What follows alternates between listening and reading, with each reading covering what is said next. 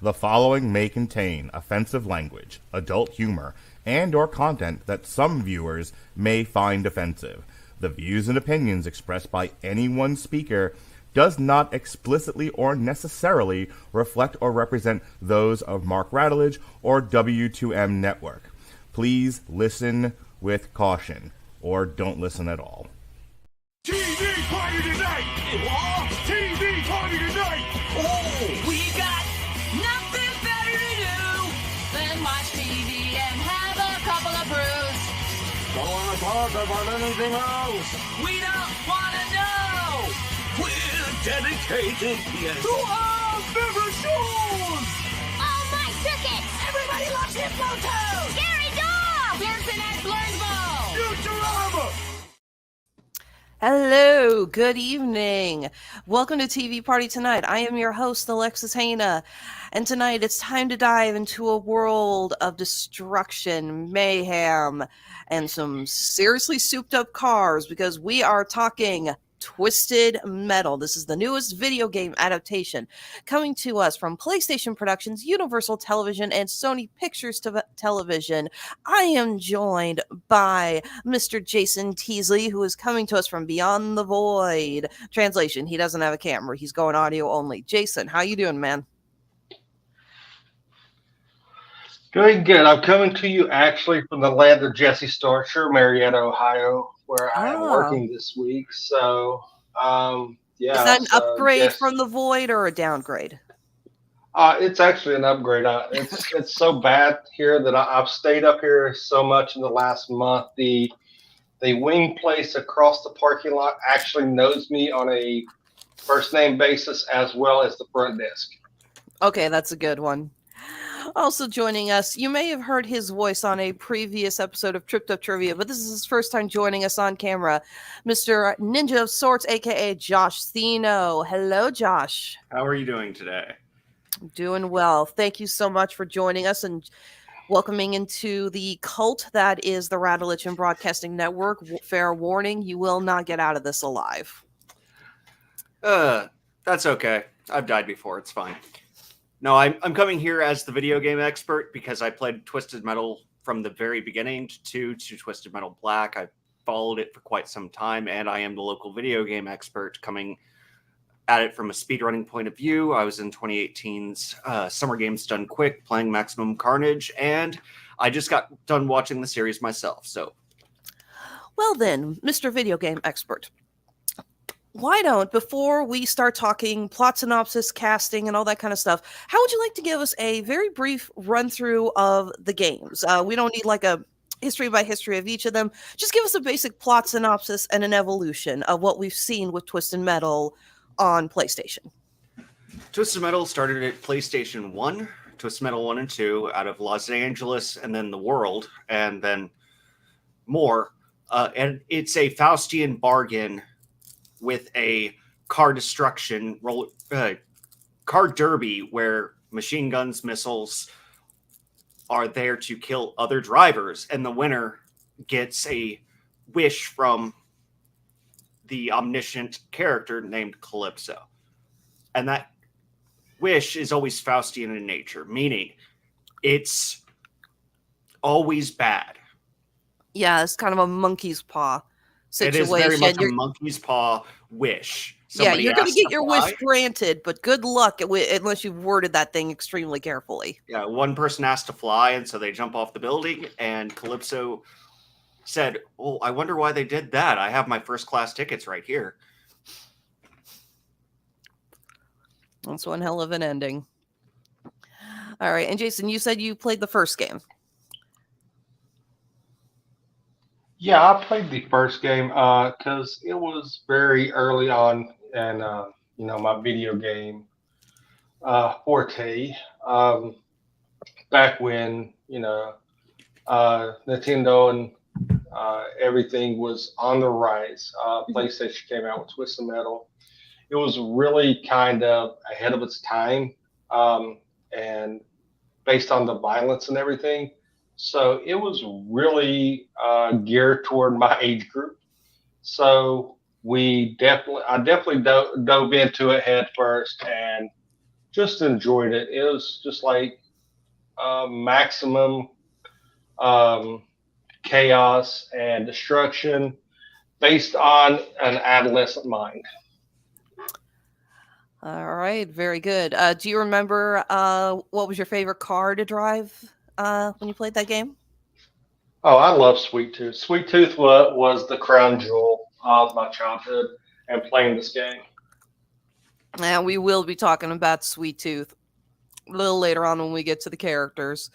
So yes, this series takes place essentially as we get in an open narration by our lead character, John Doe, played by everyone's favorite new Captain America, Anthony Mackie. Essentially, the world has just kind of fallen apart. Nuclear war, nuclear Armageddon, everything has gone to hell. Cities are now walled up enclosures.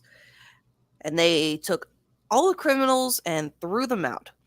So you either live in a walled up city where you're safe, or you're in a free-for-all dealing with other people who probably want to kill you, eat you, or do other desecrations to your body. And our main character again, John Doe, he is what is called a milkman, in that he actually runs between cities making deliveries. Now, John Doe has amnesia. He does not remember anything past when he was a child.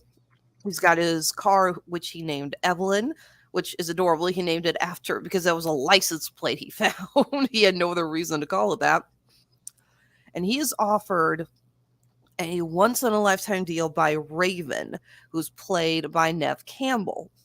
And she says, make this run for me, all the way from San Francisco to Chicago and back, and I will make you a citizen of San Francisco. You can come here, and you'll be safe, and you won't have to make any more deliveries. So John agrees, and he gets on the road, and he ends up teaming up with Stephanie Beatriz, who he affectionately names Quiet after, for the first whole episode he's with her, she does not say a word. And we find out a little more. She doesn't do a lot of talking at first because she's gone through some pretty traumatic stuff. So I think... Yeah, she is actually one of the hidden gems of this series. Mm-hmm. And she's like kind of the cohesive glue that holds it together. Very much so. Although I can't stop laughing every time she curses, because Stephanie Beatriz is also the voice of Mirabelle from Disney's Encanto. She's essentially the voice of a Disney princess. And hearing a Disney princess shout out F-bombs in rapid progression, it's just like, this is a new experience for me. And please understand that those two argue like an old married couple. Mm-hmm. Every 6 words, they cannot end an exchange without saying F you. Of course, but you can tell that they really quickly, deeply care for each other. Mm-hmm. But given this situation that they're in, given that it's basically Mad Max meets fighting cars, wouldn't you? Yeah, pretty much. They don't have a lot of time left on the road. They know they're going to die before too long. So the running theme is a milkman has an expiration date. You hear that constantly. That's why they're called milkmen. And you get the, like I said, I mean, going back to this, the fleshing out of John Doe was really nice. Quiet is good, and you get to see kind of the, about the midway point. I think it was about the midway point. The kind of people that are considered milkmen, the outcasts that are not. They're good at heart and they're just out trying to survive. But you see the basically the cutthroat demeanor that you have to be a milkman, essentially. So we do have a couple of other reoccurring characters, including Thomas Haden Church as Agent Stone, who claims to be upholding the law, but it's the law according to him, and he takes it pretty seriously.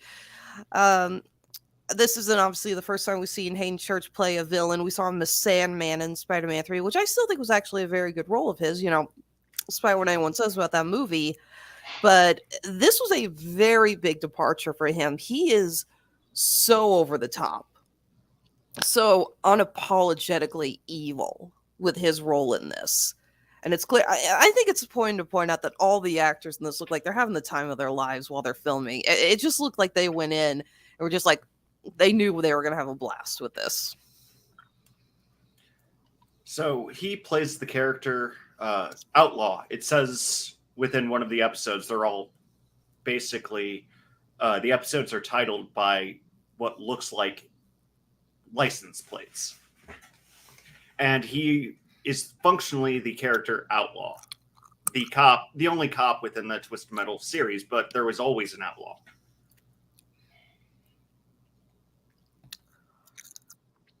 Very true. And we do get two of the other drivers for Outlaw later on the series, Jamie and Carl, I believe, are their names. Jamie and Carl, are you talking about Stu and Carl? No, Jamie and Carl, yes, the two agents. Mm-hmm. That were wearing neck braces, I think. Yeah. Yeah. At the Yeah, end of I last remember week, they having were neck in braces on. But let's go ahead and get to the character that I think everyone was dying to see. The figurehead of the Twisted Metal series, Sweet Tooth. Now, what they did for the series is we have Will Arnett doing the voice. This is, of course, Will Arnett is a very prolific voice actor, probably most famous for doing the voice of Lego Batman in the Lego movies. But the body is actually portrayed by a professional wrestler, goes by the moniker Samoa Joe. And this isn't the first time something like this has been done, but I want to know if Arnett was on location when they shot it, because he and Joe just have that. His words and his body actions are so perfectly in sync. Excuse me. Sorry, folks, got a bad cough. You swear to God that the guy behind that clown mask is delivering all the lines. It's so flawless. And I must say, the clown mask makes it incredibly creepy. It is so well done that every word he says and how he delivers it is so well thought out that you believe every word he says. It's uncanny. It's creepy and it's unsettling in the best possible way. Absolutely. Yeah, we actually talked about this off air that, when we was actually watching it, you was messaging each other back and forth about the uncanniness of how they got the voice acting to match the physical acting, and how they were just so in sync with that. And if you didn't know the premise of it, you would think that Will Arnett was in a bodysuit actually doing the physicality as well as the voice. And exactly. Because somehow, and it's a tribute to Will Arnett and Samoa Joe, mm-hmm. to be that in sync with a character, to be able to one person play the physical aspect with a person doing the voiceover and get it to match up perfectly as it did. So what did you guys think finally getting to see him set his hair or his head on fire in the last episode like we did? It looks right, even though physics dictates he would be dead. And in theory, Sweet Tooth doesn't do physics. point, but he was supposed to be cursed. That's the idea of the head being on fire, and he was actually supposed to be cursed by the preacher if you want to follow the Twisted Metal Black plot line, which the preacher beat the crud out of John Doe. Yeah, we do have the preacher show up, played by everyone's favorite jackass of an actor, Jason Mantzoukas. I always massacre this man's name and pronunciation. I'm sorry. He's come up so many times on my show, and it's like, when am I going to learn how to pronounce this dude's name? But yeah, he plays. It's a version of Preacher. I don't think it's very similar to the game, though. Josh, was that similar to how Preacher is in the game at all? Do you know? Not quite. He was significantly older in the game, and also some of his backstory was told in there, such as the exorcism that he ended up killing everybody was mentioned in there, but that's not how he was characterized in a game. He was much more religious. Yeah, whereas here you kind of get the idea that he decided to use the idea of preacher and holy men just because he thought it looked cool. Yeah. That's where we have more Easter eggs than anything else. It's references to the game that are getting fans like me versus the other people who are like, well, this is the Mad Max of 2023. Yeah, so that does actually bring to a discussion I want to have, and that's about how the story was handled. Now, again, the game you're in cars. There's no other interaction besides being in the cars. Now, the first season, there is no Twisted Metal tournament. It is John Doe and Quiet trying to survive from San Francisco to Chicago and back. For ice cream. Yes. Oh, yeah, for a MacGuffin. MacGuffin. Yes, the MacGuffin ice cream, and Calypso didn't even get her the right flavor.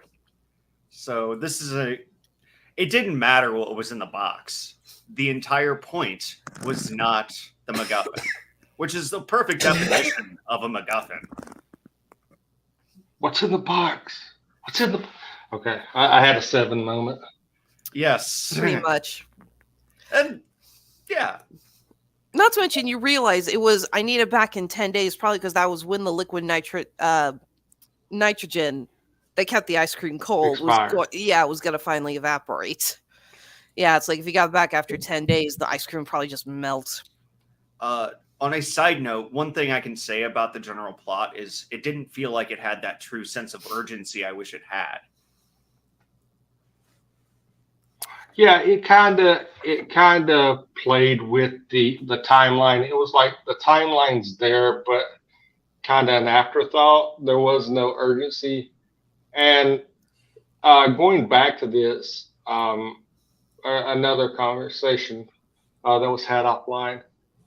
How hot is Neve Campbell? Just saying, her and Jennifer Aniston are two of the only females I know that have got progressively more attractive.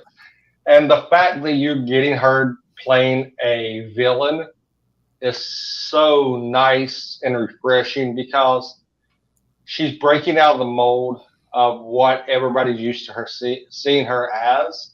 The final and just girl seeing her playing a villain yeah. is refreshing. I have to admit, her character was really well done. I just love in the first episode, she puts on this show for John, and he thinks she's married in a nice house, and she's got a child, and the minute that John is gone out of eyesight, she just hands the baby off to her. It's like, get this thing back to its mom. And the guy who was her husband, she's like, your payment will be received. She has no love and sympathy for anyone else at all. And Neve does a great job with that. She is able to give off this performance in front of John of, oh, I totally understand and I want to make you happy. And the minute that facade is dropped, she's like, okay, you know what? Screw you. I'm getting what I want.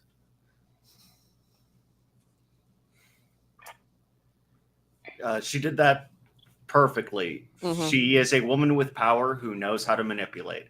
And she knows exactly what she's doing and how to get what she wants.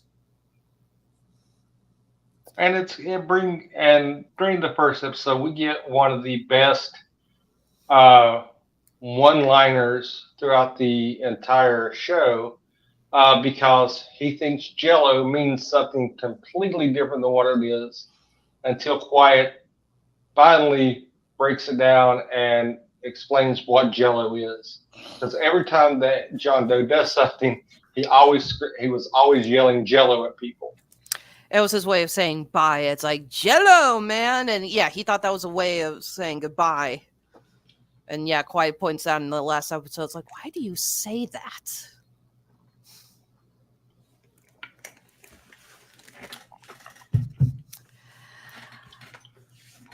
But yeah, but let's see here. So let's go ahead and talk about some of the pieces that I would say.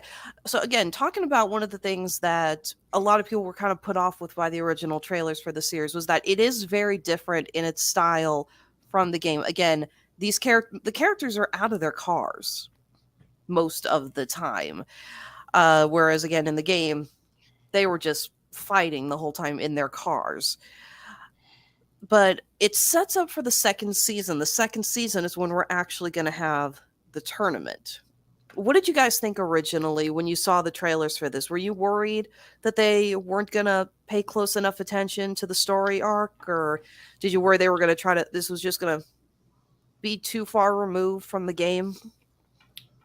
Okay, so from me as the gamer coming at this, I knew they couldn't do the tournament arc. Because that's what the show was about, is a tournament arc.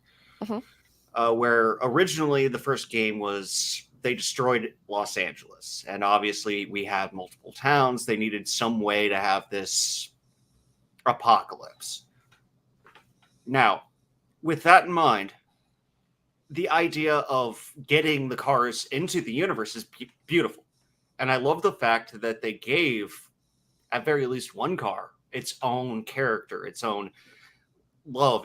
And we mourned it when it died, and that would be Evelyn. And go ahead. Yeah, I'm just going to say the fact that they did give Evelyn basically gave her a backstory and showed the sentimental value was perfectly done. You know, they didn't lean too hard into it, but they built it up just enough, like he was saying, to actually make you feel like have a reaction when she gets destroyed. And the bond between, and this goes back to a lot of, you know, when I was growing up in the mid to late 90s, and even now with my Jeep, guys have a connection to their vehicles. They have a weird connection to their vehicles, that they baby them, that they pamper them just like they would a kid. And to show that and tie it to John Doe, to keep him grounded and keep him basically one of his last anchors to trying to get his memory back, and to see him lose that, you actually had a guttural reaction. Like, you felt bad for him. You felt bad for the loss of the car, because you build this relationship up with him in the car, and then it's just like watching him lose a member of his family. And it's really interesting because they did it so well. That's true. It's not easy to give essentially personality to an inanimate object, but I think they really did it. And I do like the fact that you're very correct on this, Jason. Evelyn is not just, it is essentially the last link to his life before he lost his memory, because she's the car he was in when he woke up. No, actually. She wasn't? I thought she was. No. It was the car he found after he woke up. He woke up in a station wagon, and then in his fleeing, he stumbled across Evelyn. Right. Thank you. Sorry, you're right. I was like a junkyard that had Evelyn in it, and he learns how to work on her and how to modify her, and you just see him grow with the progression of the car. Mhm. please understand that he's like 10 when this happens. He's 10 years old, and that car has been his home, his job, his friend for 20 years. Yeah, when you're a milkman, you don't get to make friends because no one's going to be around that long.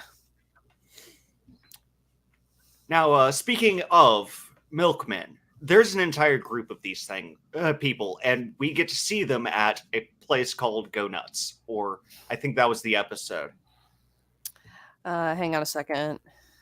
Nut House. Nut House. It's the Nut House. And that's where we get a couple of name drops from the game. Pit Viper was in Twisted Metal 1. So was Bloody Mary. She was in Twisted Metal Black. Same thing with Mr. Slam. He was in there somewhere. And, I do not... The Mr. Slam... Giant nads. We won't talk about that scene because my 16-year-old daughter walked into the room about the time that the watermelon scene occurred. That was going to be a fun conversation. But yeah, we also have Pizza Boy from Twisted Metal 4, Petunia, driver of the Drag Queen from Twisted Metal 4.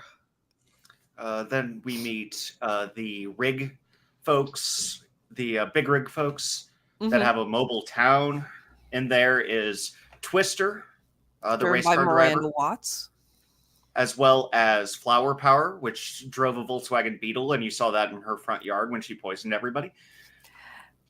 And you also get with Miranda and Amber, I think, two of the more likable characters in the series. And that's also something I think the show did really well, is that in a post-apocalyptic series, it's very easy to just write all the characters as it's every man for himself, because that's what you do to survive.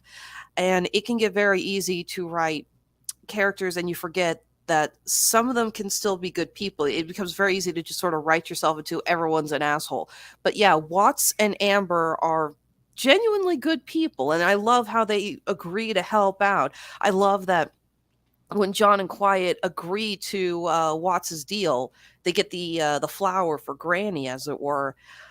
They honor their deal. It would have been so easy to write it out that they're assholes. You know, it's like, oh, you didn't want it, fine, get lost. No, they honor their deal and give them what they wanted, and I love that they were able to do something like that. However, I do want to talk about something else in that episode, Nut House, and that because that is also the episode we get Sweet Tooth's backstory. Yes. Which is very tragic, but yes, so twisted. Yeah, someone decided to ignore the don't kill dogs rule, because that was kind of messed up. Well, I think they did it purposely to show just how bad, like how twisted he really is inside, because Sweet Tooth, everybody's going to gravitate to him. It's the pretty much, when you say Twisted Metal, that's one of the main characters that pops into your head that you associate with it. So yeah, they had to make him. What's that? I said he's like Ryu with Street Fighter. Yeah, the poster boy. Yeah, and the fact that you have to still show that he's not this fan favorite. Yes, he is a fan favorite, but you've got to show. You can't make him the cool heel per se. You have to show that he really is a evil individual, and I think that's why they broke the cardinal rule. Okay, so that they even said his name in this. His real name is Needles Kane, and in theory, well, it's Marcus Kane, and then Needles. Marcus Needles Kane. The needles is because of the dog. But I remember seeing that in there, and this is where we get our difference, because he's Marcus Needles Kane. And his car was called the Sweet Tooth. And I'd like to go on my tiny rant about the car personality versus the real personality, because Sweet Tooth is his car. Yes, floor is all yours, man. I know this is something you really wanted to talk about, so please. Yes. On a personal note, the cars show the character of the person behind the wheel. Everybody knows him as Sweet Tooth because of the car, but that is just it. It's his car. When he's outside of that, he is still he is psychotic. But while he's behind the car, he's our poster boy, and that goes with a lot of the characteristics. Twister, I love the fact that she had the car Twister, and that was her call sign. Same thing with Flower Power, and so Twister's car was that go-kart.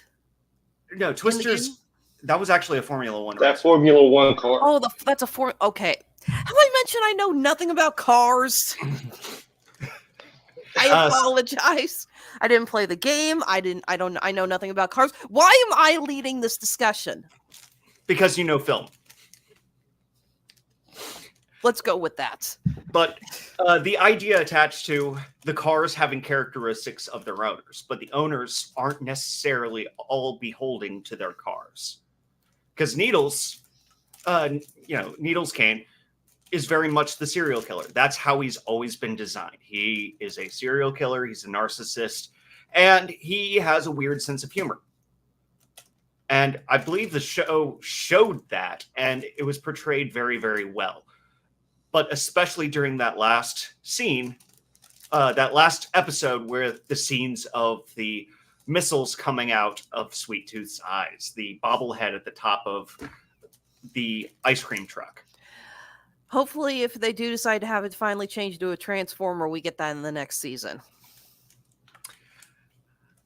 No, I'd still prefer it to be an ice cream truck, or maybe we can get his father. But you can see his characterization of, he was put in, and even in this, the Black Asylum. Blackfield Asylum, yeah. Yeah, it was the asylum from Twisted Metal Black. That's where that game got its name, because everybody was out of Blackfield Asylum. And this is something I wanted to talk about. One thing that the Twisted Metal series did was use music. We're traveling a lot in that television show, and they use music to a great effect, because what else are you going to do when you travel? It's play lots of different music. Yeah, the sound score for this was phenomenal. I mean, you ran the gambit of musical taste and genres. Everything from Where I Got My Name, and probably one of the best scenes of the thing that was in some of the early footage, where you have Cisco, all the way to you had a Jerky Boys CD and a little Easter egg in the mall. You actually seen the Twisted Metal 1 game smack onto the front windshield. Oh God, I remember that little Easter egg. They kind of remind me of. Have either of you seen the movie Double Dragon from the 90s? Yes. Yeah. Do you remember that scene where they're fighting and one of the Lee brothers actually destroys a Double Dragon arcade? Yeah, the arcade machine was to the left. Yeah. And I mean, oh my God. And it's like little nods to that made this even better, because we've talked about this on many episodes that I've been on. A musical score can really take you out of the element of a movie. Mm-hmm. But this leaned hard into the music, and it was kind of like a subtle character itself, because when you're traveling, I listen to podcasts and stuff, I listen to music, that's something you do. I mean, it's an ordained thing. It kind of bonds you with what's going on screen, is because it's something that everybody does. You listen to something while you're driving. You just don't have that silence. Yeah, for God's sakes, they actually made a point of using Hanson's MMMBop in this, and it works. They also did Barbie Girl by Aqua. Oh my God. Okay, So at the time we're recording this, the Barbie movie is currently still number one at the box office, has crossed $1 billion, and is on its way to becoming the number one top earning movie of all time for Warner Brothers, about to freaking beat the Harry Potter series. So we've been hearing that song all over the place as is. So when they started playing that song in the episode, I actually leaned back and I said, I can't escape it. I can't escape it. I mean, what are the odds of that coming out when the Barbie movie is out and that song is all over the freaking airwaves again? So, I mean, Aqua's getting some good royalties about right now, so I mean, they're enjoying it. Well, I'm sure they are. The show itself, it has a nice blend of 10 episodes. I don't know. I had to hurry to watch this because I didn't have a whole lot of time in the last week or so, and so I marathoned a lot of it today. And I would say this show is not for everyone. I know I had some difficulty at times with all the blood, gore, and gunshots. I am former military, and I have some issues with that at times. But with that in mind, I must say that this was entertaining. I think the episode I do want to talk about a little bit more is also the episode's called Crossroads. This takes place, John and Quiet seek refuge from a very, very bizarre electric storm. They call it what did they call it? A Kelvin storm or something? No, it's something else. No, yeah, it's I can't. W. Watkins storm. There we go. Watkins, yeah. Based around a nuclear power plant, not unlike you would see in a different video game entitled Fallout. There was, in theory, radiation storms like that. Okay. Oh, no, sorry. The episode was called Drive Through, not Crossroads. Crossroads was the one before that, sorry. But that's the episode we get a little more backstory on Quiet and why she is so quiet. And you find out a little bit more about how the world has been working since everything has gone to hell, including people essentially being sold into slavery by promising them land and beachfront property, which never comes. We see that Quiet has become a slave to this woman in the OC, this ritzy, blonde, vapid woman. Who, by the way, took her middle finger as punishment. Yeah. Yeah. And that's something that it shows just how you can say what you want. I don't want to get too deep into this. The classism that we face is the rich have all the power, the poor have to cater to the rich, and this shines a light on that in a way that isn't so ham-handed, but it still addresses that and takes it to a level that everybody can relate to, no matter what side of the fence you're on. You see it and you can say, okay, I see that this is making a statement, and it's a fucked up statement. Yeah, I mean, she doesn't just cut off her middle finger. She wears it as a pendant. I'm the queen of upcycling jewelry, and even I draw the line there. But you see, I mean, I don't know. I mean, you see, it's not just her. Yeah, you see, it's not just her. All the people that we see sitting in that restaurant who are slaves are missing ears, noses, their tongues, fingers. I lost track of how many other appendages they were missing. The manager of the burger joint has a necklace of ears. Yeah. And has no qualms about cutting off Quiet's brother's ear when he fires him. Yeah, I have an issue with that. Could Quiet not show up like 30 seconds sooner? Because as soon as his ear gets cut off, she's there and she kills everybody. So I mean, could we not have saved his ear? I mean, that would have been nice.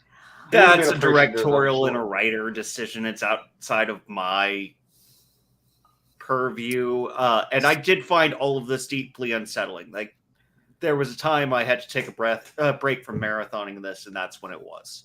Absolutely. Not gonna lie though, I'm actually okay showing the ear. What I'm mad that we didn't get to see was her taking revenge on the woman who owned her. Yeah, I would like to see that. I would have loved to have seen Quiet just, like, I don't know, maybe she tries to, again, cut off another appendage or something and just see Quiet get her revenge. That would have been awesome. Because she was traumatized. She didn't talk. Mm-hmm. Yeah, because you see, Quiet is not a meek female. She can hold her own. And that's one thing that I wish, like you said, they would have fleshed that out, because it kind of shows her being this meek, kind of docile, submissive individuals. As she gets pushed to the point of she shows the badass side. And I think that, you could have cut some filler here and there and gave us that scene of her actually getting to that point where enough's enough and she takes her revenge out on the lady that quote unquote owns her, and then goes to get vengeance on the others. I think that would have been a nice little thing that we could have seen, and you could have cut a 5 minutes here or there to do that and show us that. Yeah, but again, it does show that she is tough, but she's traumatized. It's pretty clear that she was in service to this woman for at least a year. No, 3 years. 3 years, yeah. Well, they said it was 3 years, but I can't remember how. No, the contract was 4 years long, and the brother had said, "We've been doing this for 3 years." Thank you. I couldn't remember that. And right then, we see somebody in the same uniform as Quiet outside as an active shooter, yelling about how it was bullshit that she had done her 4 years and she still wasn't free. Mm-hmm. Yeah, and how disturbing was it that you have an active shooter, they lock down the restaurant, you have the Reapers, which are just card-carrying executioners, come, kill this woman, drag her off, and all these people in the restaurant like, oh, just another day in paradise, and just laugh it off and go back to eating. And get free french fries. Yeah. On a side note, the car in that is the car called Thumper.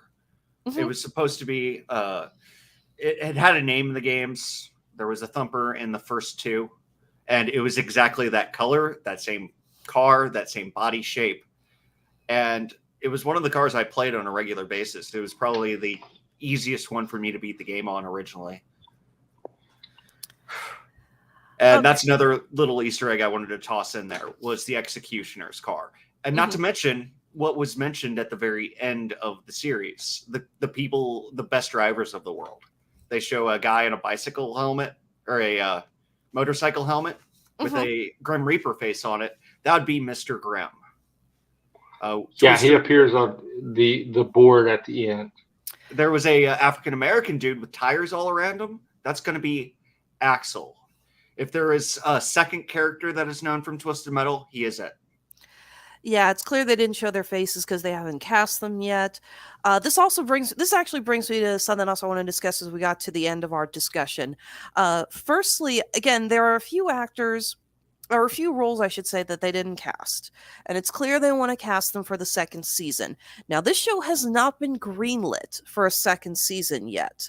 But considering that at the time of recording this, we are still in the middle of the double Hollywood strike with the WGA and the SAG, I don't think anyone's working on the second season right now. However, it is important to note that Twisted Metal had pretty high approval ratings, and was after 2 weeks, it was Peacock's most binged comedy series premiere to date. One of the most watched streamed originals with 400 million viewing minutes in the weekend following its premiere. So I'd say a second season is all but guaranteed. Yeah, I think it's just the fact that the unfortunate strike going on is the only thing that's stopping the official announcement of a second season.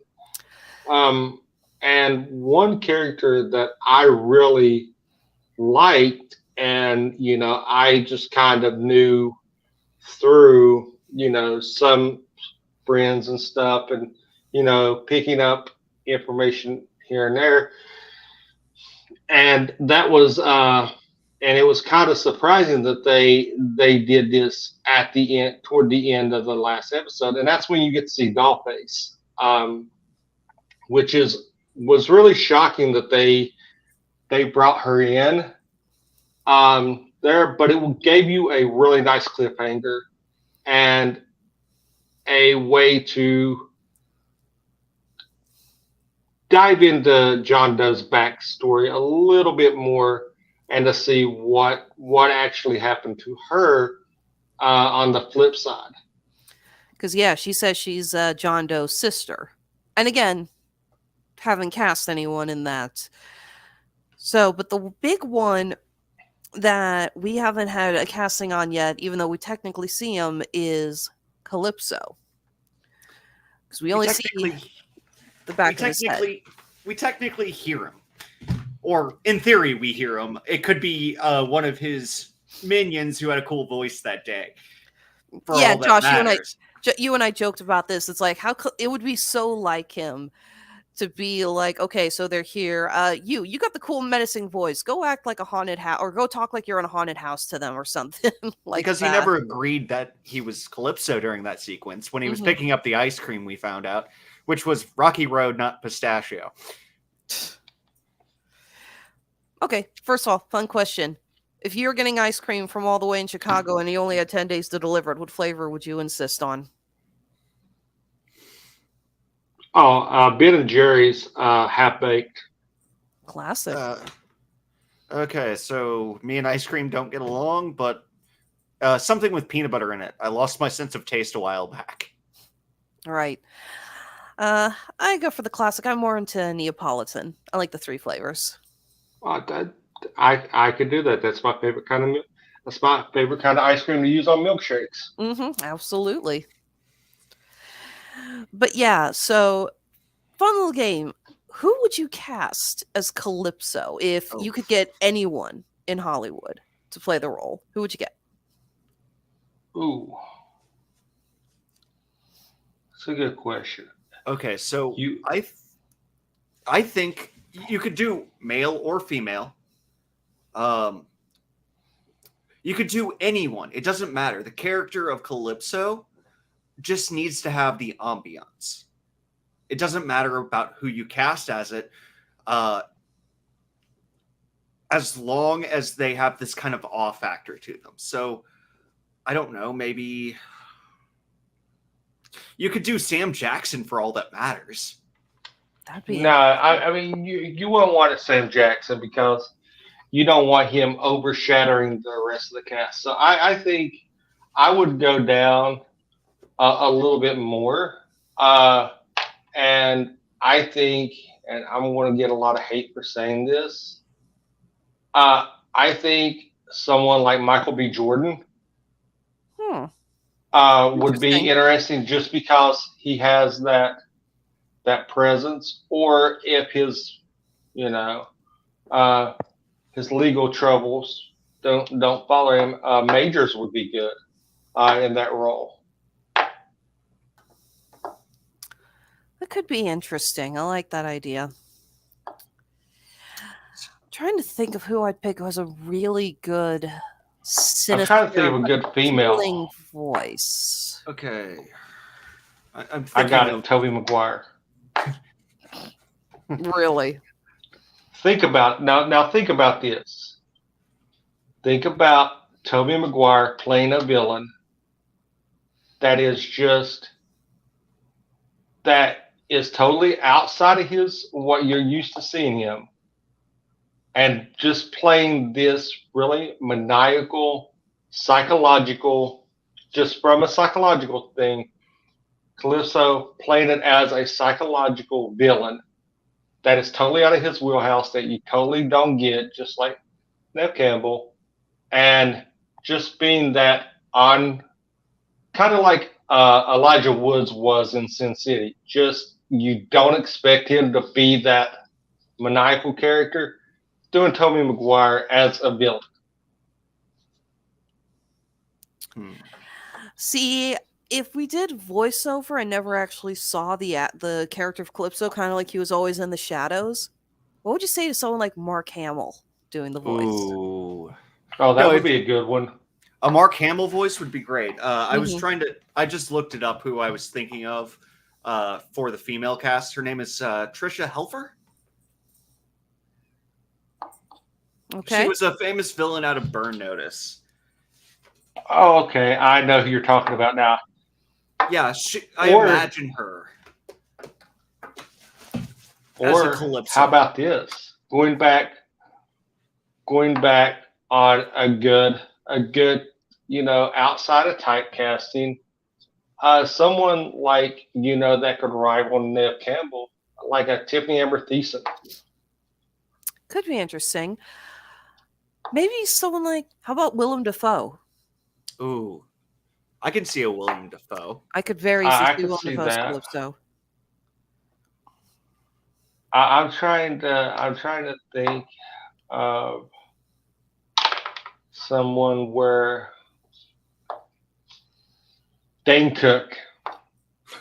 Dane Cook, joking, really? Joking. Thank you.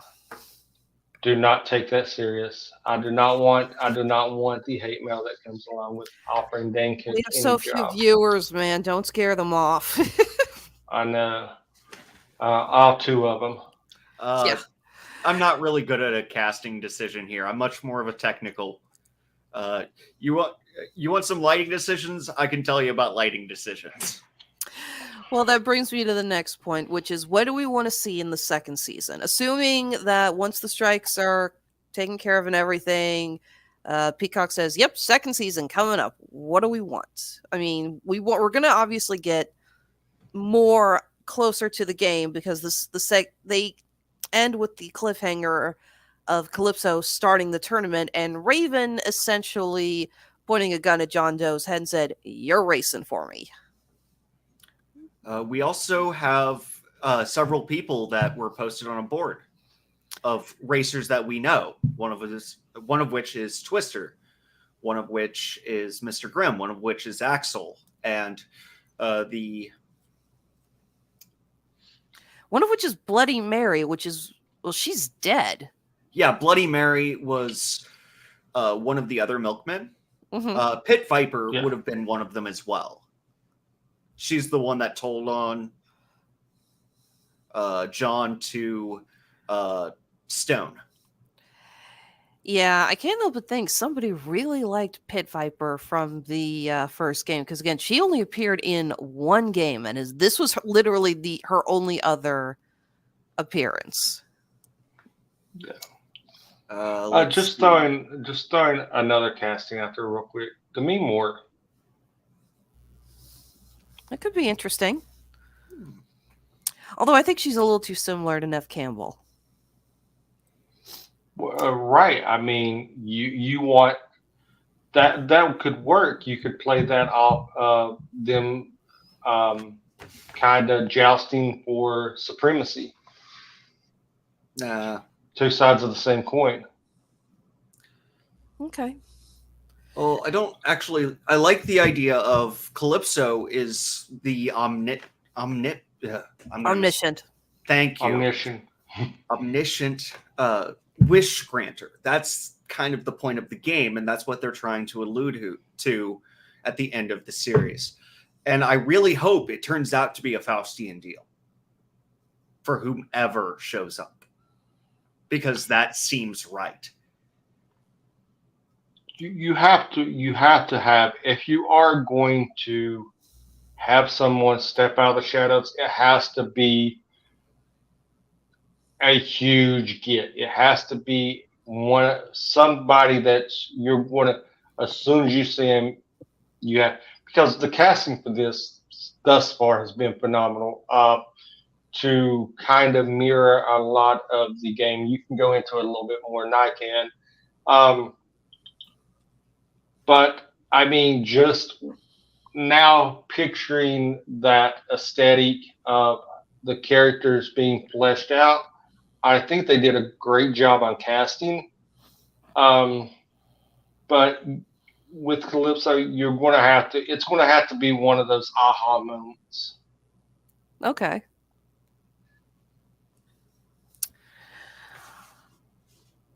All right. Well, where do you guys think the tournament's going to be held? The first game was in Los Angeles, and I don't think they mentioned Los Angeles at all. But they mentioned the OC, which is near Los Angeles, but is not Los Angeles. Okay, the first game was Los Angeles. The second game did the rest of the world, from New York to Los Angeles to South America to the Antarctic. Okay, well, there's a question. Do we want this tournament to be in one location, or do we want to see them travel around the world? I think that you have to go with you can't go globally, because if you go global, you're going to get the whole, and dare I say it, Fast and Furious kind of vibe. No, what I think is going to happen is there's going to be smaller tournaments to see who the winner is. And like, that's how we're going to get our roster of cars. Right. Mm-hmm. You think it's going to be like a bracket system where... there's going to be smaller, hey, who's the best racer or who's the best driver here? And you see an episode following these 3 people and only one survived. And then another episode following these 5 people and only one survived, and so on and so forth, until you end up at this big free-for-all at the end. Mm-hmm. That's how I imagine the next season going, where the tournament only actually starts in the last 2 episodes. But everything is a build-up to it. Yeah, and I could see that, because one, I think that you have to lean in harder on Calypso and the wish aspect to kind of recruit these people in, to get them to agree to the tournament.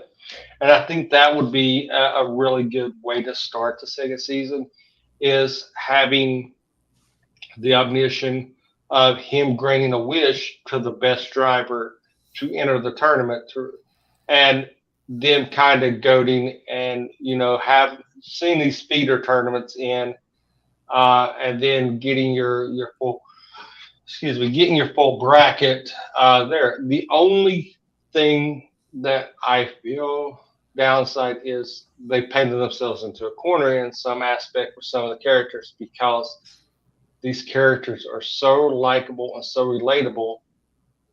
Everybody's going to, you kind of know what's going to happen with the John Doe character.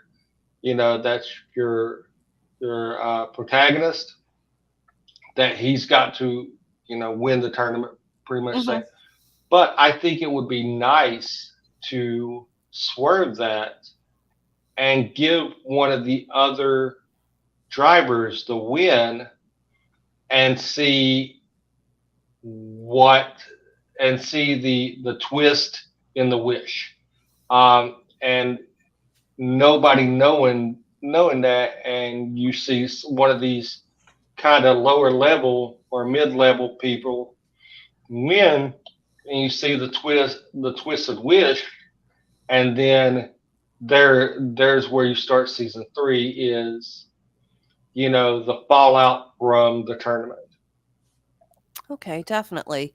And I actually kind of see the end of this as much more of a what I'd like to see is every last person in the Twisted Metal had their own private ending. Well, what if this omnipotent wish granter, like, they went back, they went, it could have did the clue thing and went, it could have went like this, it could have went like this, but I was getting ready to say that. Now I'm just Or better imagining the yet- end of the series with a dun dun dun dun dun dun, with that music. Better yet, and this is going to be really weird. What if you get a 10 episode season? Let's say 10 episodes, and at the end, when you start episode 10, you select. It's got like you select your winner of the tournament, kind of like Bandersnatch did with Black Mirror. Bandersnatch Mirror, Kaleidoscope, exactly. Yeah, where you can see the outcomes and give it to, you see like 15-minute shorts of each one of the drivers winning, like you were saying. I think that would be phenomenal. Definitely, that would be really unique. I like that. We did talk when we reviewed Kaleidoscope about that. While we weren't that impressed with the series as a whole, we did see it as a jumping off point for this idea of interactive streaming television, which is something that streaming services have really not yet begun to unlock. So that could be good. My only other question, you guys think Stone's coming back? You think he's dead? No. No, he comes back. Yeah, he's going to have a wicked scar in his face from that axe. I think Sweet Tooth is coming back as well. I want to know how Sweet... I have this fun image in Well, my Sweet head. Tooth comes back. Yeah, he's in the... Did you see the post-credit scene, Josh? Yeah, the No, post-credit I scene. Oh, Josh missed the post-credit scene. No, I needed to get done with that. It was very tiring for me to go through all of this. Okay. We won't talk about it, but go back and watch the post-credit scene. There's like a little Little thing with stinger. little stinger at the end with Sweet Tooth, Mike, and Stu. But I just have this fun image in my head because, we know obviously Sweet Tooth's coming back. I just get this idea of Calypso going, it's like, no, I am not inviting the Cloud. I don't want him in my tournament. And then whenever the tournament starts, here comes the ice cream truck just blaring down into the track going, hey, you almost started without me. And Calypso's like, how does he find us every time? I just have this, I love this idea of it's like, okay, again, Sweet Tooth's at the tournament, even though we didn't want I like the fact that they played Sweet Tooth as a charming maniac, I guess you could say. Oh yeah, no, like he had charisma, and that's not what I expected out of this character. He had charisma and he had brains. I mean, I love the fact that he actually lets John and Quiet go because they give him his first real constructive criticism ever. He's a psychic. His one-man show. Mm-hmm. Yeah, he's a psychotic maniac, but he's not. I always got the impression in the games that Sweet Tooth's entire brain was murder, murder, murder, ice cream, murder, murder, murder. And the show was very different. The fact that they do flesh that out and to show him that he has a human side as well as a maniacal side. Mm-hmm. Is good because you see him being and they do his narcissism phenomenal. And they do it in such a subtle way, how he is so in love with himself that you take it as, oh, he's saving these people. No, he's helping people because he wants the admiration. He wants the praise and admiration of everybody because that's what he had as younger. That's why he killed the dog, is because that was taking the limelight off him, and everybody was wanting to show the dog over him, and he doesn't like being the center of attention, and that's something that you see, and that's like when they blow up the truck. He goes, well, they're on our side. He goes, and he makes some like little quib, like, I don't care. It's True, like you kind of see that he's only out for himself. True, but you do also see in that episode when they go to the asylum, he's essentially built a kind of mini army with the people he's freed from Agent Stone. and he didn't want them killed. He was, he and Stu were actually getting them food and water. And then when they come back after Sweet Tooth has explained his backstory to Stu, they come back and everyone's dead because the he freaking blamed the paper bag. Yeah, I forgot about that. Kevin, Like, no, Kevin. I don't think Harold the Bag. Was Harold the Bag in any of the games? I do not know. No, I don't think so, but I could be wrong. I can't remember. We need commenters who could tell us the stuff. But yeah, that is kind of fun because he comes out and he's like, he didn't want them dead. He probably would have killed them later on if they pissed him off, but at the time he didn't want them dead. He was liking having his little entourage. All right. So is there anything else anyone wanted to talk about? Is there anything we've missed? I think we've covered just about everything that I had on my docket. The only thing I could really say is I did like the moment in time where they Evelyn didn't like quiet, so they did all of the button combos, L1 up, down, left, right, which, if I'm remembering correctly, those are the codes for Sweet Tooth, Minion, and the other special characters. Yeah, there are a lot of really great little Easter eggs. There's even a moment when they're upgrading the new car, Roadkill, where John and Quiet get into an argument over weight versus speed of armor, which is exactly what you think about in these games when you have to build your vehicle. It's like, if you do this, you're going to get defense, but you're going to be compromising speed, or vice versa. Anyone who's played any kind of strategic gameplay knows that argument all too well. I would say, Josh, I know that exactly what they were saying. You have had that go through your head a million times. Absolutely, because as I said, I used to be in the military, and they threw on a 240 Bravo, which is a relatively heavy, but not as bad as some of the 50 cals I saw during the course of that on much slower vehicles. The weight versus firepower versus defense is a constant struggle within real life military convoys. Mm-hmm. And it's a valid question to have when customizing a vehicle for something like this. Definitely. Now, the writing in the show was really top notch. Everyone had great chemistry. The actors were all on point. I love that we got some big name actors in here. Again, I'm really hoping that we can bring in some more maybe A-list actors for the roles of Mr. Grimm and Axel, Calypso, and anyone else that we're going to get in the second season. But this show, in my opinion, this 2023, I think, has been the redemption year for the video game adaptation.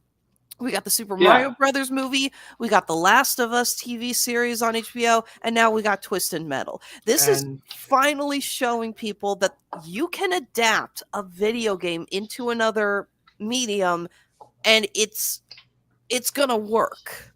We have finally figured it out. If you can give the source material a little bit of respect, because previous time I think they would have just done the fighting cars and did it badly and not given rationale behind it. See, I think they would have gone the opposite direction and nixed the cars entirely. I think you would have had very little cars. I think you would have had the cars would have been involved, but not so much that that you leaned into them as potential characters themselves. Okay, it would be much more. They would have just been like accessories. Mm-hmm. It'd be much more Death Race than Twisted Metal. Much more Death Race, I'd say, than Mad Max. Okay. Much more Fast and Furious than anything. There you go. There's the comparison we needed. Absolutely. Yeah. I enjoyed this, even though I wouldn't call it the best thing on film. I'd give it a solid B, though. I highly recommend it. I enjoyed it. The only thing I thought was lacking, admittedly, was part of the CGI. And I'm just going to say that's probably because they didn't throw as much of the budget into that as they did to other parts of this. There are a few shots, especially with some of the mowed some of the cars at a distance. It's like, oh look, somebody.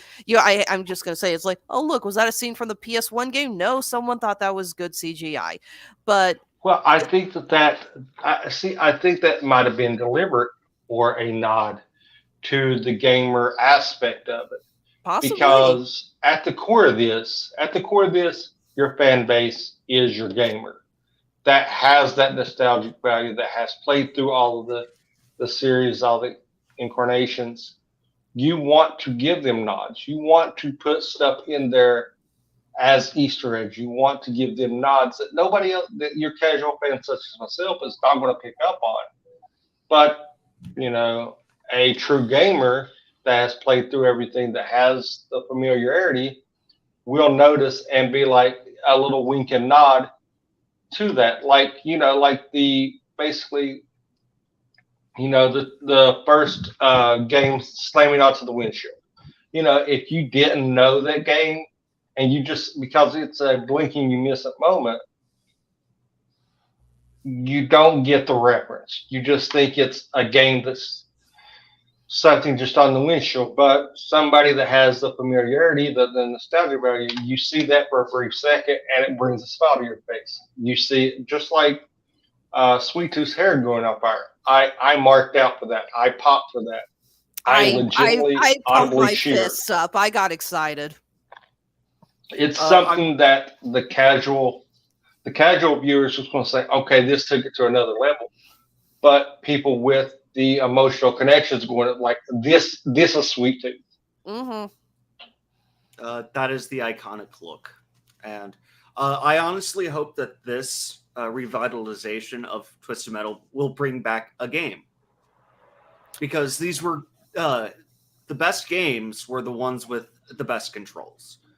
Once they stopped worrying about the controls, it stopped being as fun.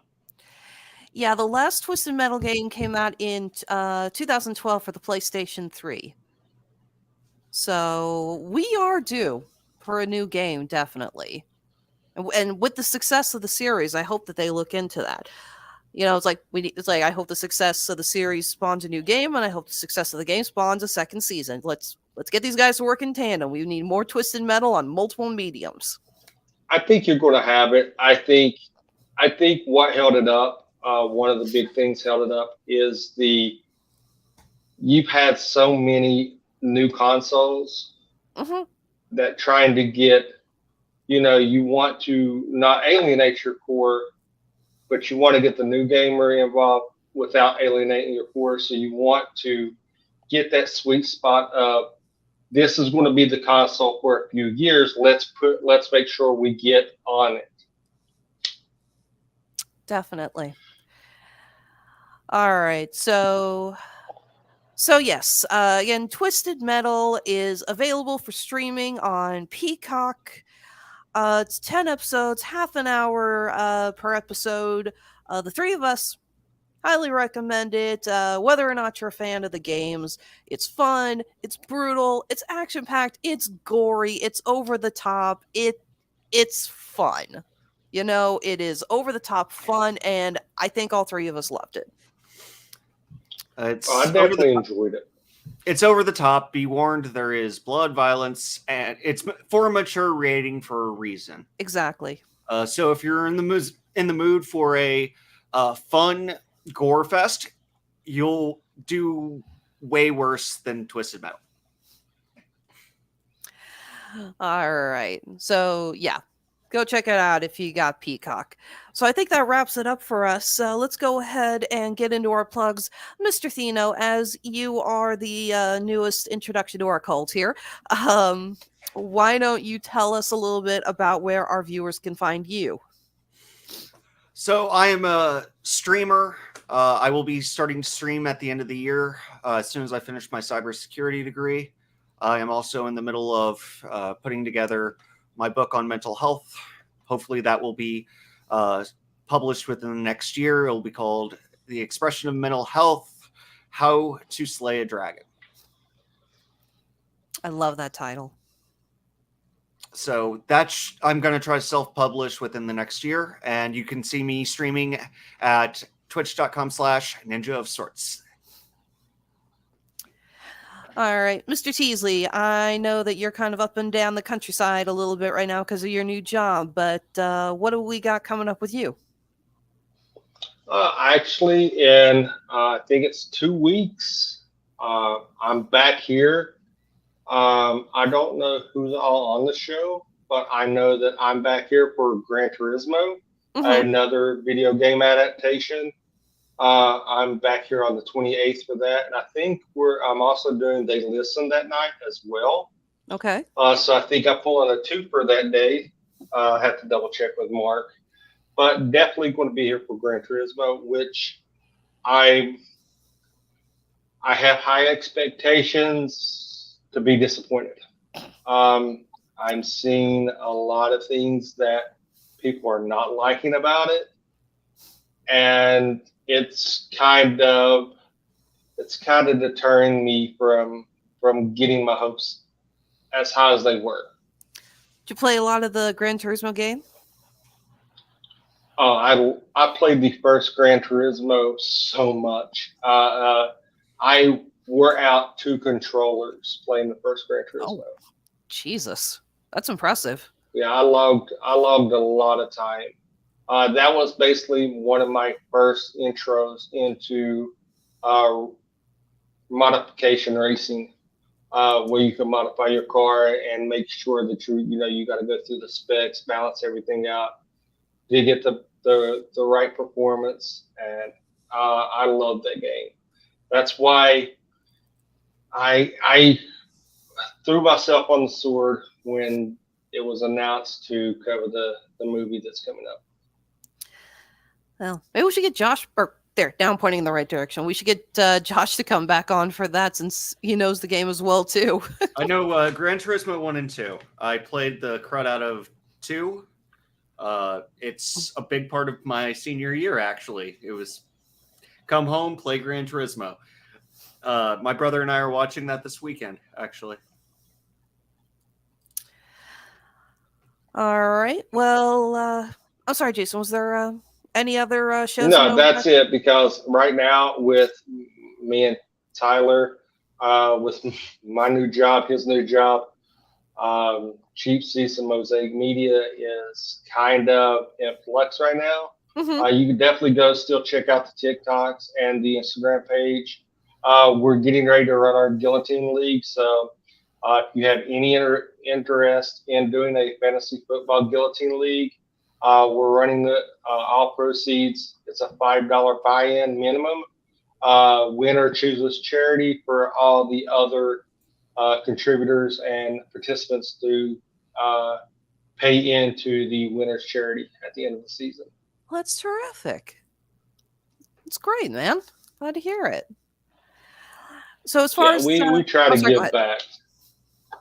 No. Yeah, I said we just try to give back. It's something that me and Tyler, both being with all the friends in the fantasy football community, it's something that has a solid fan base. And if you can get, I think last year we donated our minimum donate. We had 16 people. Our minimum was, you had to at least donate $5. I think we ended up with over 16 teams, almost $350 total.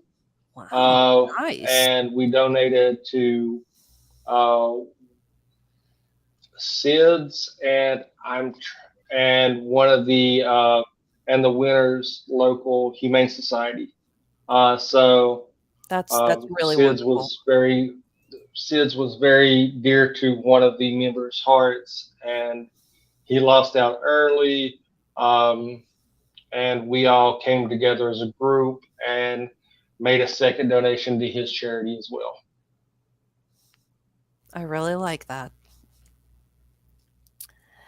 All right. Well, as far as TV Party Tonight, we're actually going to have quite a few shows here coming up. Before the end of the month, myself and Mark Radulich will actually be teaming up to discuss. We're actually doing kind of a rare double feature TV Party Tonight. We will be taking a look at 2 shows that have both two miniseries, I should say, that have both covered the opioid epidemic of America and the cases against the Stackler family and Purdue Pharma. We are looking at Dope Sick, which came on Hulu in 2021, and Painkiller, which just came out on Netflix recently. We're going to analyze the two. We're going to talk about, how two different networks and two different stories covered the same talking points. Afterwards, we are going to be looking at the new season of Futurama. It just started, a few episodes in on that. We also have Ahsoka on the schedule, and everyone wants in on that. I gotta talk and figure out how many people still want to get on, because every time I mention to somebody, hey, I'm reviewing Ahsoka, I get a comment of, I want in on that. I'm like, yeah, of course you do. So I got to work on that. We're also doing reviews on Only Murders in the Building Season 3. We have Gen V, the Boys spinoff coming out. We'll be reviewing that later in November. Of course, we're also going to be looking at the newly announced Scott Pilgrim anime series coming to Netflix and the second season of Loki, which we just got our first look at not too long ago. Oh, right, and the live-action adaptation of One Piece, which I keep forgetting. I got to get on the schedule. We're gonna take a look at that after just future reference, because I'm sure that you'll be heading this up when 13 Ghosts debuts. If I'm not on that show, I will burn every house in the RIB down. Just saying. Duly noted. Yeah, for those who hadn't heard, so something the fans have been dying for, no pun intended, pun intended, why not? Fans of the movie 13 Ghosts have been requesting a mini-series discussing the backstory of each of the ghosts, because the filmmakers actually went out of their way to write mini backstories and to give so much character to each of these ghosts. They finally announced that they are going to do it, and horror fans across the world are shouting with glee. Actually, that reminds me, Jason, are you also interested in coming in for Fall of the House of Usher when we review that? Yeah, I know that you sent me the thing, and I told you that if you need me, I will definitely hop on. I'm not familiar with it, so I'll be coming into it with a fresh set of eyes and intrigued. All right, well, you, Robert, and I have always looked at the Mike Flanagan projects. We reviewed Midnight Club last year and talked about how we were all kind of disappointed with it. And were you on our show talking Midnight Mass? I can't remember. I was not on Midnight Mass. I came to Midnight Mass late. Okay. All right. Well, either way, Robert, you and I are kind of the horror trifecta of the Rattledge Broadcasting Network. So, yeah, don't worry. When 13 Ghosts gets a release date, you'll be on the schedule. I promise. We are the unholy trinity. Oh, damn. That's actually really good.